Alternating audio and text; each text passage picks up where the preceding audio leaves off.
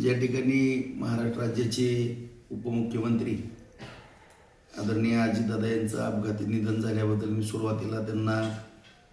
श्रद्धांजली अर्पित करतो। आज या ठिकाणी या जिल्हा परिषद आणि पंचायत समितीच्या ज्या निवडणुका सुरू आहेत, 5 तारखेला मतदान आहे आणि आगळगाव या ठिकाणी प्रचाराचा जो नारळ फोडून शुभारंभ करायचा होता तो आम्ही या दुःखद घटनेमुळं रद्द केलेला आहे। त्याचबरोबर आदरणीय महाराष्ट्र राज्याचे मुख्यमंत्री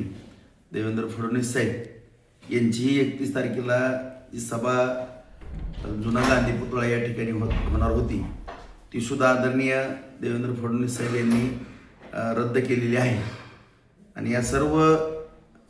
परिस्थिती पाहता आणि अशी जी दुर्घटना घडलेली आहे तर निवडणुका तर 5 तारखेला आहेतच। ह्या सर्व प्रक्रिया लोकशाहीच्या माध्यमातून पूर्ण होणं हा कायदेशीर बाबीचा भाग आहे। परंतु ह्या जरी सर्व गोष्टी खऱ्या असल्या तरी काही एक भावनिकतेचा जो मुद्दा या ठिकाणी आहे,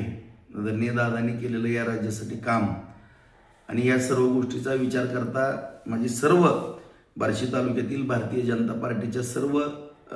नेते, कार्यकर्ते, पदाधिकारी, सर्व उमेदवार, त्याचबरोबर RPIचे आमचे सहकारी समविचारी पक्षाची जी काही आम्ही या ठिकाणी भारतीय जनता पार्टी RPI समविचारी पक्षाच्या माध्यमातून ही निवडणूक लढवत असताना जिल्हा परिषदेचे 6 आणि पंचायत समितीचे 12 उमेदवार या ठिकाणी दिलेले आहेत आणि प्रचार करत असताना सुद्धा माझी सगळ्याला नम्रतेची विनंती आहे की कुठलीही आतिषबाजी न करता, कुठेही वाद्य न वाजवता अत्यंत नम्रपणाने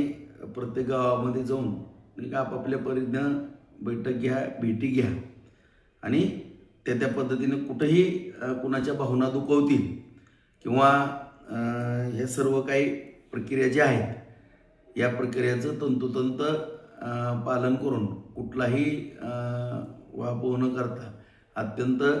संयमानं ह्या गोष्टीकडं पाहावं आणि जी काही दुःखद घटना घडलेली आहे या घटनेचं गांभीर्य सर्वांनी पाहूनच ही निवडणुकीची प्रक्रिया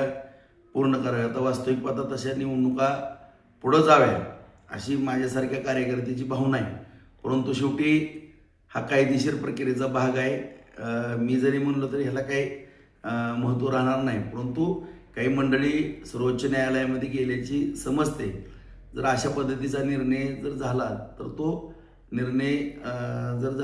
योग्यच असेल आणि असा निर्णय निवडणुका पुढे ढकलण्याचा व्हावा अशी माझीही या ठिकाणी अपेक्षा आहे। परंतु जर यदाकदाचित तसा निर्णय न झाला तर सर्व पदाधिकारी, कार्यकर्ते या सर्वांबरोबर बैठक घेऊन एक कुठल्याही भावना दुखवणार नाहीत या सर्व गोष्टीची काळजी घेणं, याला प्राथमिकता सर्वांनी देणं गरजेचं वाटतं असं या ठिकाणी माझं मत आहे। तरी देखील मी आपल्या मीडियांच्या माध्यमातून सांगू इच्छितो की कुठलाही ओघ न करता किंवा कुठलंही आतिषबाजी किंवा कुठलाही म्हणजे वाद्य वगैरे न वाजवता सर्वांनी या सर्व गोष्टीचं